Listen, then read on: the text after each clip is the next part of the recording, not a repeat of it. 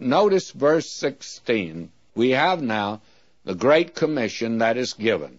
We have actually two extreme viewpoints of this so-called Great Commission. And very frankly, I think both of them are rather extreme.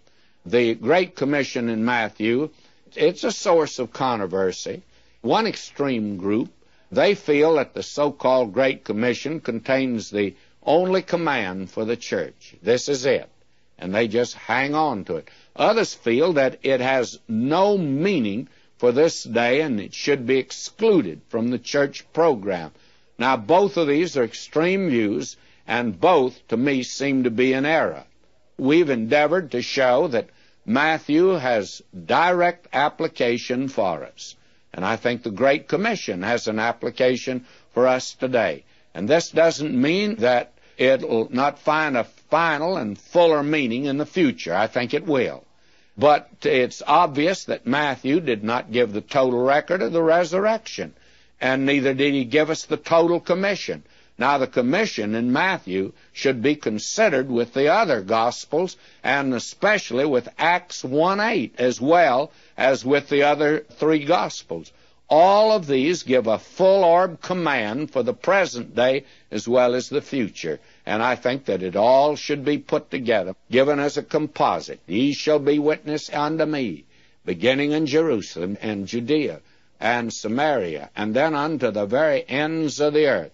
You shall be witnesses unto me, and you're to be endued with power from on high. Now, with that in mind, this is part of it. Then the 11 disciples went away into Galilee, into a mountain where Jesus had appointed them. And when they saw him, they worshipped him, but some doubted. That is the way it's been for 1900 years. Some believe, some doubt.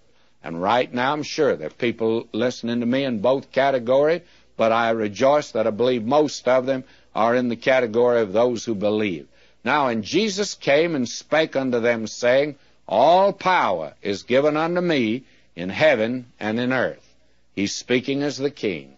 Go ye therefore and teach all nations. Now, I think this will have a real application in the Great Tribulation period. I'm sure it will even in the millennium. But, friends, it has an application for us today. Go ye therefore and teach all nations, baptizing them in the name of the Father and of the Son and of the Holy Spirit. This is triune baptism, you see.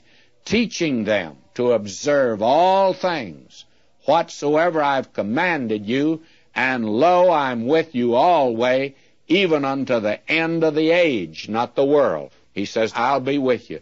Now, I can't see anything that's wrong with this for today. Now, the Great Commission is not really, to me, the important thing right here. It's the Great Omission. There is an omission here. What is it that we don't have here? Well, I could almost wish and say, well, you read it over again. We'll talk about it next time. But we're going back to Exodus next time. So let me just say this. What is it that is omitted here? There's no ascension here. You know why?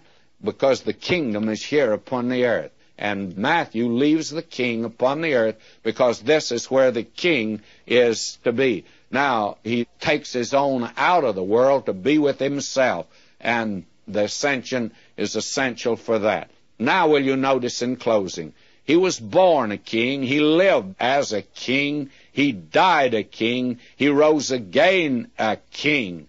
And friends, he's coming again to this earth as King of Kings and Lord of Lords.